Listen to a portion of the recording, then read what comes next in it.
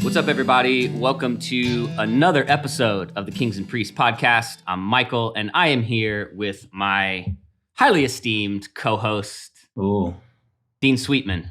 highly esteemed. I'll take it. G'day, everyone. Good to be here. Live from Park City, Utah.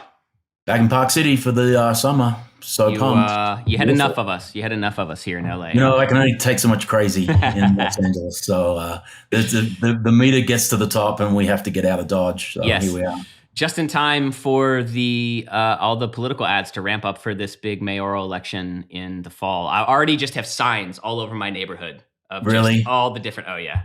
I'm so glad I'm not there for all that. But I hope they get a good mayor. Los Angeles needs it. We do. So you're back in the mountains, warm weather, golf weather. There's still snow on Deer Valley, which I can see from, my place here. And but that'll all be gone probably by the end of June. And golf courses are green and fast. There you go.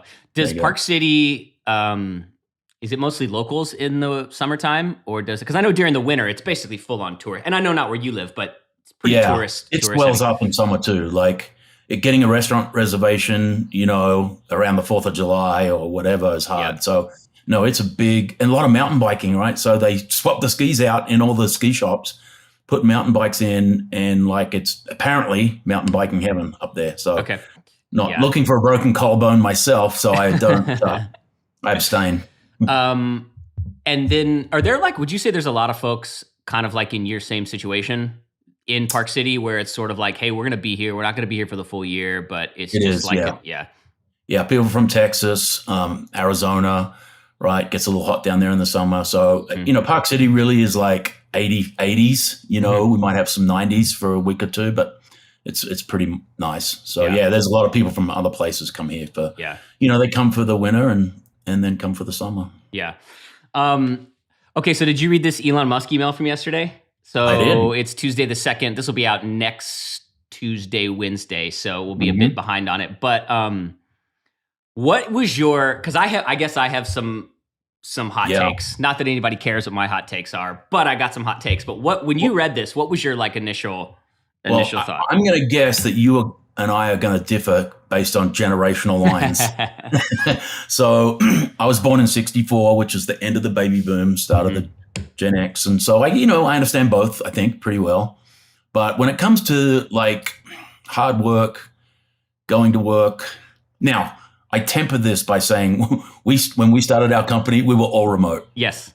But it was a technology company and we just, we started that way. When the pandemic came, we looked like geniuses because wow, you can run your business. And I remember talking to VCs pre-pandemic and we're not sure if we can invest money in a company that doesn't have an office. And I said, well, don't worry. We won't put you in that place. We don't need your money. Yep. Of course we did, get money from people who got it. But it was a thing. Now the pandemic, now it's the thing. So here we are post. I know the banking industry wants people to come back. A lot of tech is, depending. I think it's woke versus not woke. The super wokes, Twitter's stay away forever. You don't have to come. If Elon buys Twitter, that's changing. Man. Which, by the way, have you, not to totally take us on a rabbit trail, but have you seen the video of the Twitter executive who was secretly getting taped going off on Elon Musk? Yeah. And then there's the video of them finding him in a restaurant and chasing him up and down the streets of New York. It's pure comedy. It's one of the best things I've ever seen. Anyways. Times that by 1,000. Yes. There's 1,000 of him in Twitter and they're all just their heads on fire.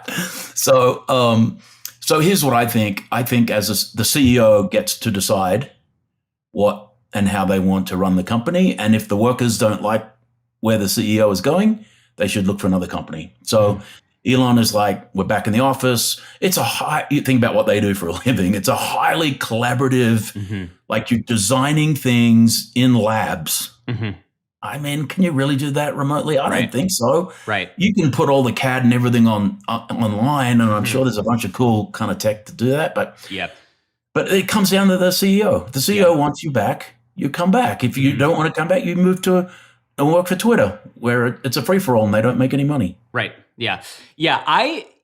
I mean, look, I love the email. Like, there's been like there's been a bunch of leaked Elon emails over the years, and there was one where he basically like sends an email to his executive team that was basically like, "This is how you're to communicate to me. If I send you this directive, you need to either respond by telling me why I'm wrong in detail, saying yes, I'll do it, or I forget what it was, but I Right. love his directness. So like, Yeah. I love the spirit behind it. In fact, like Yeah. I love whenever I've worked for people, I actually love people who just like they are who they are and they don't really care what you think about it because it makes you want to Right. like makes you really want to like play full on, Yeah. for them. And follow them. And so, when he says basically like, in this email, My way or the highway. yeah, anyone who wishes to do remote work must be in the office for a minimum, and I mean minimum of 40 hours per 40 week, hours. or depart Tesla. Right. This is less than we ask of factory workers. So to me, that's cool because he's sending this email to the executive team and he's saying, look, Right. like our factory workers have to be here every day. They were here Right. every day during the pandemic. So, Right. you need to get here. And he kind of just says, this is what we're doing. And then I think Right. on Twitter, someone made a comment and he responded, well, if they don't want to do it, they can go pretend to work somewhere else. There you So go. I guess I should start off by saying like, heck yeah. I mean, I love someone who's just going to be full on about what Yeah. they expect. Right. The other hand is and maybe it's a personality thing, but I've had times working in offices and times working at home, and I actually get way more done. Yeah. I find when I'm working from home, I actually work more Mhm. and I get way more done. I'm classic ADD, so the less distraction I have, the better, Mhm. I Yeah. find offices fairly distracting. And I'd work in an office, but I Yeah. did sort of go like, I don't know, man, with Elon, everything just seems so like, what's the message behind the message? And I think part of it, seeing it as that, right? It's like he does. Yeah. Look, Um, I want people like you're making cars, and I think he did the same for SpaceX, right? Mhm. So if you're sending rockets to the moon, and building cars that need to be safe, Yep. I just want the best, brightest people working in the most productive, functional way to Yep. give me the product that's safe. Not that I own a Tesla, but it's like. But bottom line, CEO gets to decide Yep. how he runs his company. Yeah. If the board doesn't like how the CEO runs his company, they'll replace him. If the employees don't like the CEO, they'll leave. Yeah. That's the free market, and that's Yeah. why I love it. Yeah.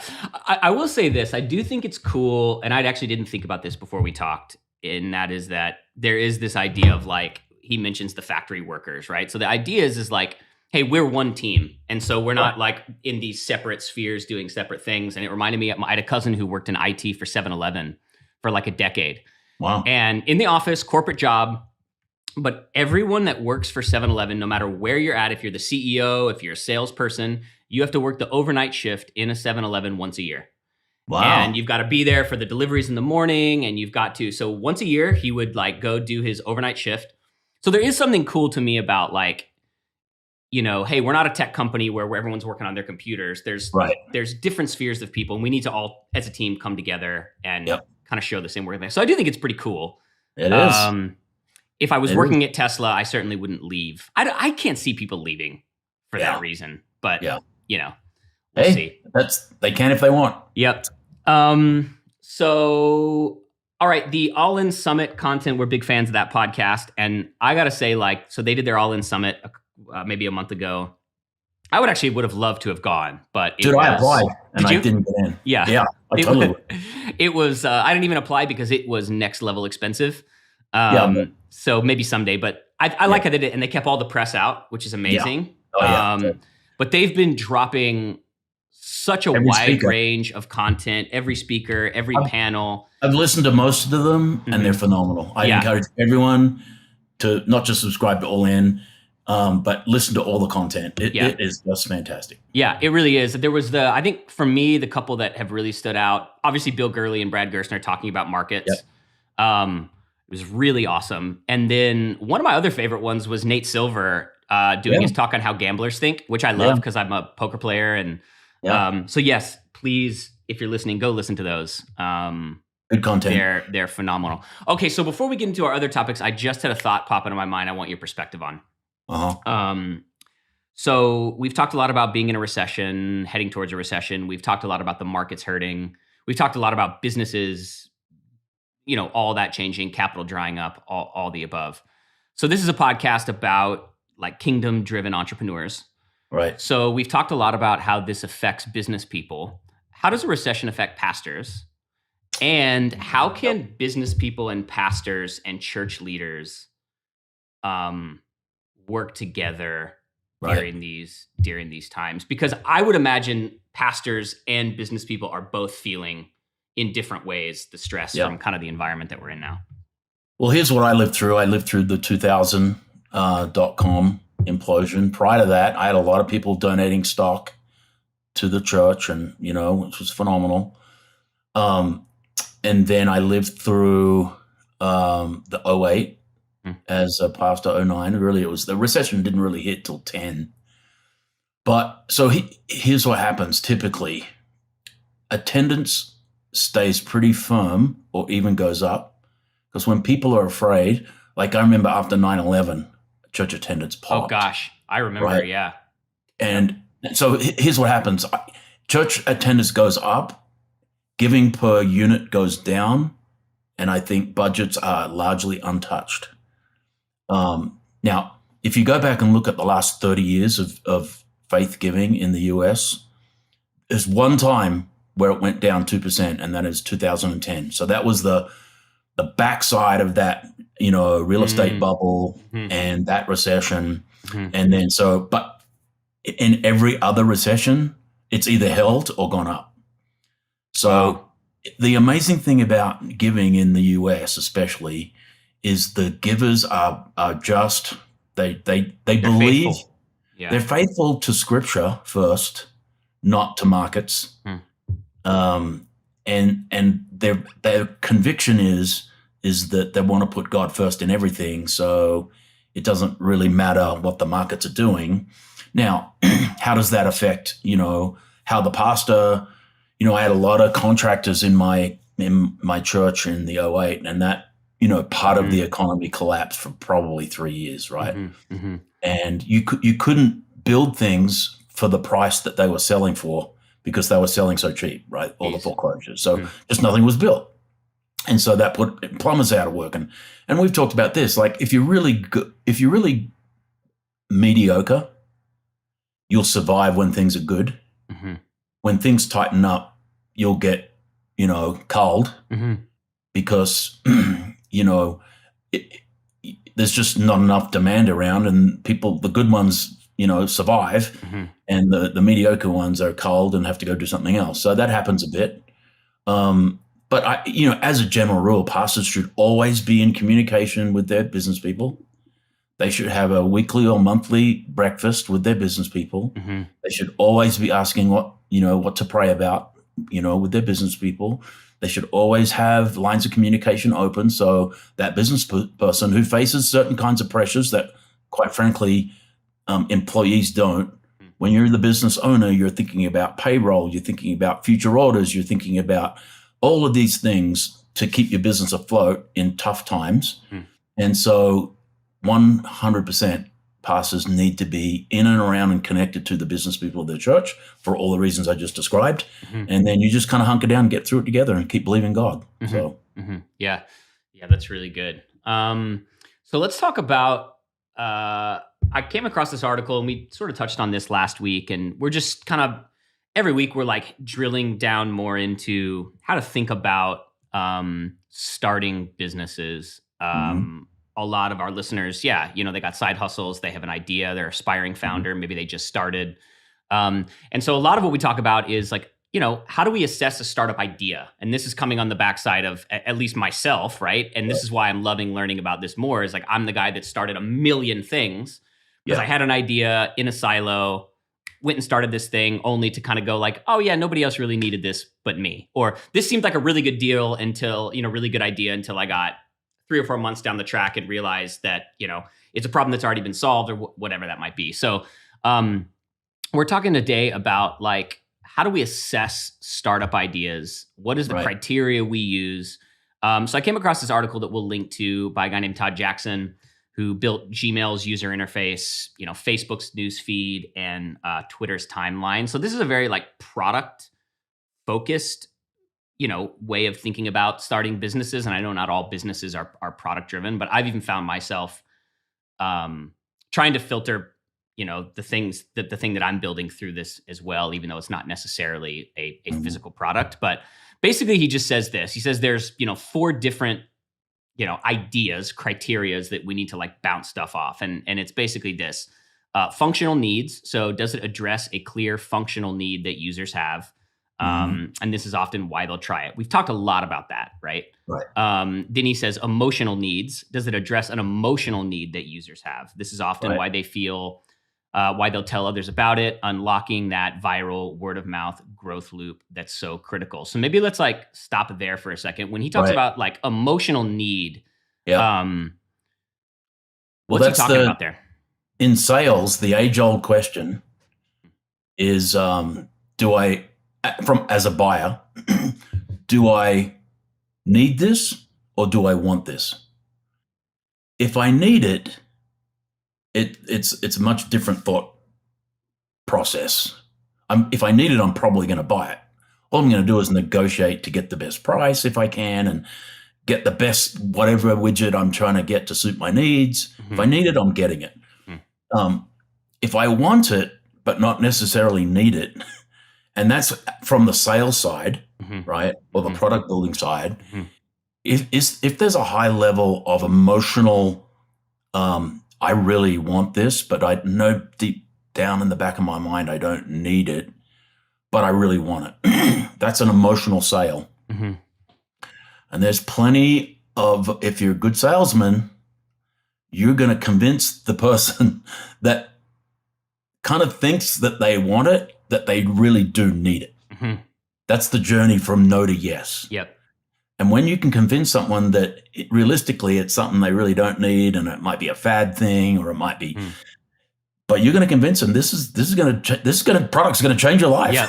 Right. So I think this just comes down to the practicalities of want and need, and then how you present products and services to your customer base, and how can you tell the story around getting them emotionally engaged with thinking, going from want to need, and making a sale.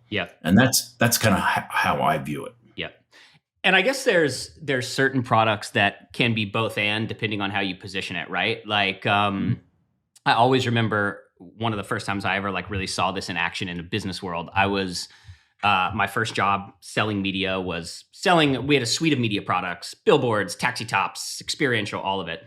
And we had a series of billboards that our owner had strategically bought that started in Culver City at the exit of the Sony Pictures lot, and basically went all the way up through Sunset, all the way up into the hills. And his reasoning behind that was, we will always be able to sell these billboards to Sony because the studio head drives from Culver City up there, up La Brea, and up into the hills. And sure enough, those were the easiest suites of billboards to sell, not because they actually did anything, but because the buyer knew, well, my boss is literally going to see his movies on the billboard.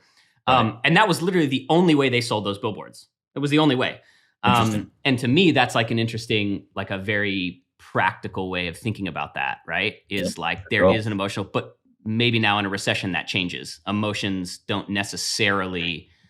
Well, reality comes, sets in, right? And inflation has caused people spending, maybe not yet. I think everyone's committed to going away this summer and going on a big vacation, with whether it's on credit or what. But at some point in the third quarter, spending is going to slow. The consumer side, 70% of the economy, and that is going to affect, how many things get bought and sold, and that's where you get a contraction. And so, there's so much info all over the world. I tend to think we're in a bit of a recession now, pretty light one. Could it go? Is it going to be light and long, or deep and quick? And there's upsides and downsides to both. Light and long, you just kind of bump along through it, and it doesn't get that bad. But stagflation is a big deal, and it's hard to get out of those cycles. Look at Japan, it's 20 years, So, and if it's deep and quick, it's pain. Everyone loses jobs. It's like just shocks the economy, but you get out of it faster. So it's going to be one or the other. I don't think anyone knows yet. Yeah. So emotional needs. Then we've got next, and this is I'm interested to hear your thoughts on this. The next one, and again, this is from a venture capital point of view, right? But what he calls billion plus market isn't in a large underserved market, or is a market that can become large. This impacts everything from your ability to fundraise to who may be interested in acquiring you. So that's a key difference in building a product or a business for like the venture space, and then building just a good, solid, low margin, high profit business. Right. Yeah. So how should someone think about market maybe that's not like, let's say someone's listening and they're like, I'm not trying to build a startup that, is going to be valued in the billions one day. I just want to build a good business. How should they look at the market? So let's go back pre-internet, pre-tech, right? Back to the industrial, from the 20s, probably from the start of the 20th century through to its end. And, people were manufacturing, products being developed, right? Usually family run and family owned, maybe within partnerships, capital raised, but not like it is today. It was more traditional. So those family businesses is what kind of built the American economy. And before like escape velocity, ridiculous 10, 100x, 1,000x growth, there was none of that. It was build your factory, sell your widgets, market them, get reps, like all the stuff, the old school stuff to make a profit. And maybe in, 5 to 10 years, you've got this company that maybe employs 50 people, you're making a really good income as the CEO. And at the end of the year, you make a couple of extra $1 million and you pay yourself a bonus, right? That was the American kind of, engine that really just exploded the economy over that 80 years.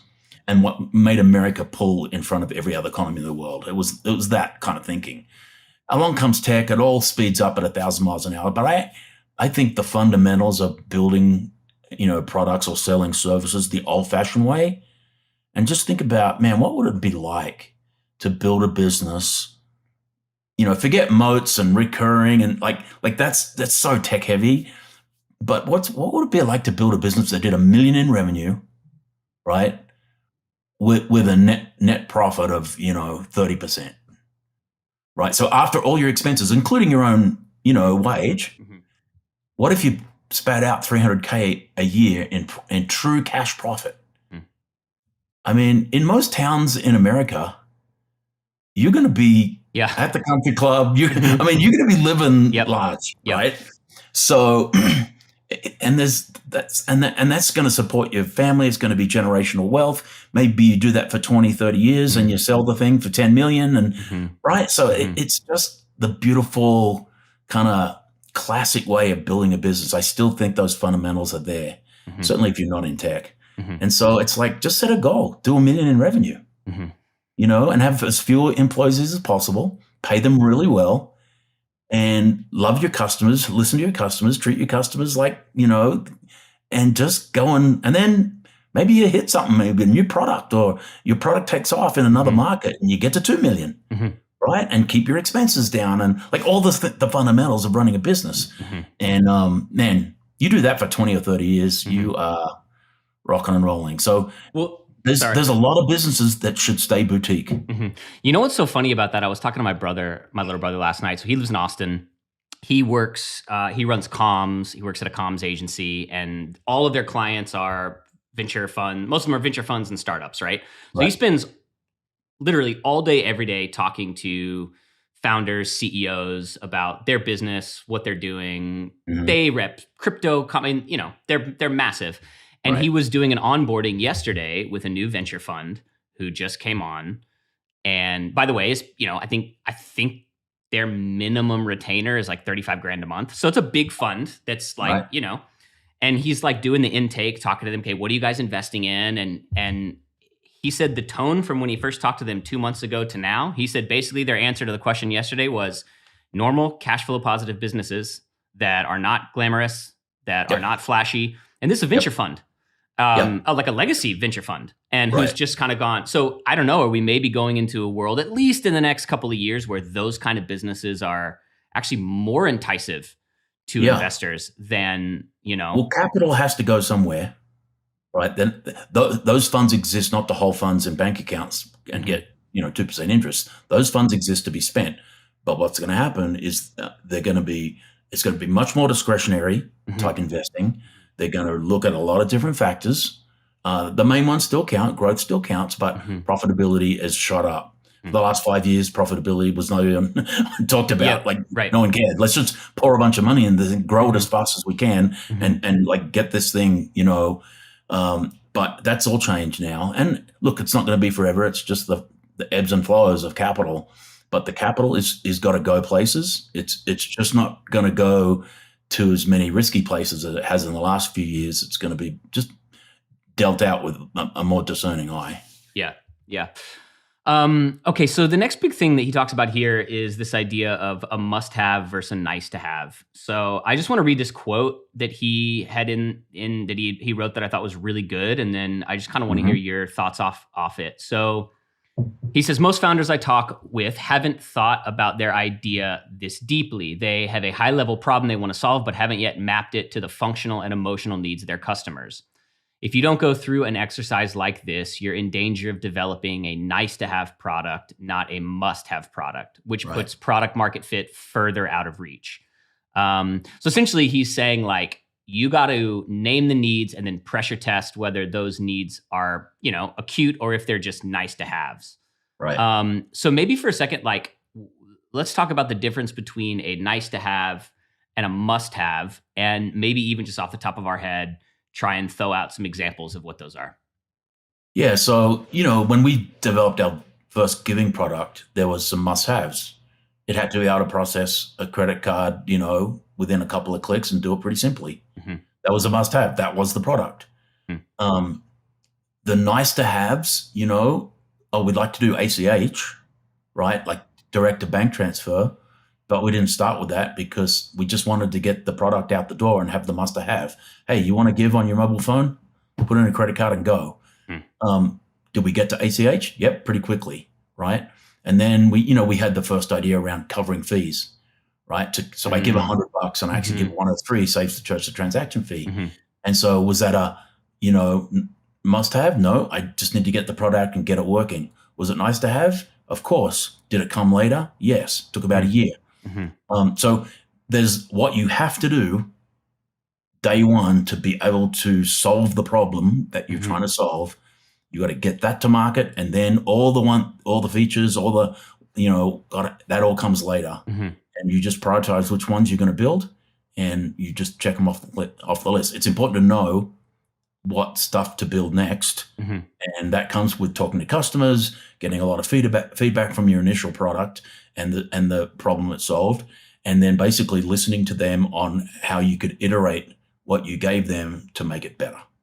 Yeah, he says a nice to have. I like this explanation. He says a nice to have usually starts with the founder talking about the product or the technology, and a must have usually starts with the founder talking about the problem they're solving. So that's even just that distinction, right? Yeah. And is that something that you guys, like, let's say Tidely, keep coming back to? Like, so even in your like product roadmap, whether that's now you guys have a massive suite of dozens of products, do you still sort of look at that in this like must have versus nice to have? And in certain times, can you flex priority focus team to the must have? And pivoting to listening to our customers' needs. And we only have a finite amount of engineering and product power, right? Our employees, and we have X amount of hours per week that we can throw at things.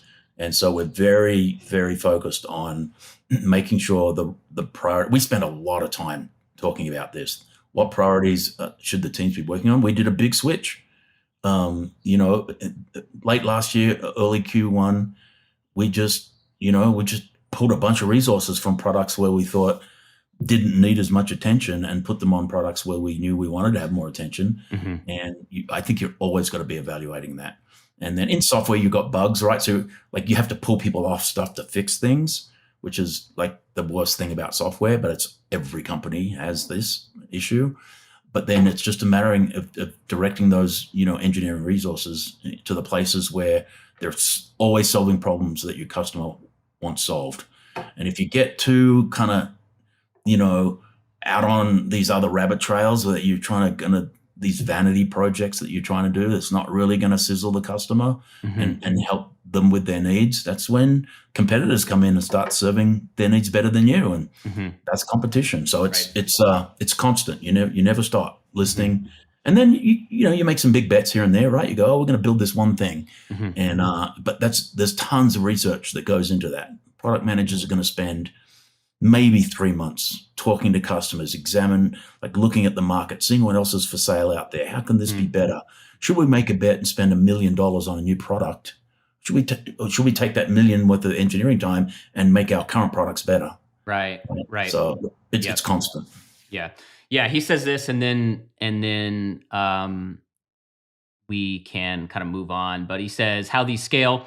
You can build a business with a nice to have, but it is more difficult to scale. There's a higher churn. The sales cycles can be harder. When times are tough, budgets tighten more, and proving ROI can be difficult. A must have has immediate ROI and part of a mission critical workflow. These types of solutions customers cannot live without and would be devastated if the solution were taken away. That's such a good way to think about that, right? Is like, what's 100%. The immediate ROI? Is this mission critical to the overall, bigger vision of the company? And then can our customers live without this? Really good. Any other thoughts on that? Yeah, it's just it always comes back to fundamentals, with all of this stuff. So get your vanity out of the way, get what you think someone needs out of the way, and really, I say this all the time, if you're going to build a business, try and do something that you're an expert in. You know the problem. That was my kind of unfair advantage. I knew all the problems. I knew what to solve day one. And so if you're an expert in what you're trying to do and you're expert in the customer, that really you're going to start on the front foot because you know the problems that have to be solved, because you either lived them or you studied them so hard that you know exactly the problems that you're going to solve. Yeah, really good. Cool. Well, thanks, Dean. Obviously, super insightful as always. I'm excited. We got some really great guests going to come on this month. And it's cool. As we've been building the podcast, more and more folks have been like, yeah, I'll come on. At the beginning, it's sort of like, hey, we're starting this thing. I don't know, and then I think they just start looking at some episodes and, hey, there's a little bit of momentum. And people that literally just basically responded, no thanks, 4 months ago. Are now saying, yeah, let's do it. So that's it's been a cool thing to see. So our reach is growing, which is pretty cool. Yeah. So we got some cool folks coming on. Again, hit us up with questions, comments, thoughts. Would love to answer your questions. And we will see you right back here next week. Thanks, Dean. Awesome.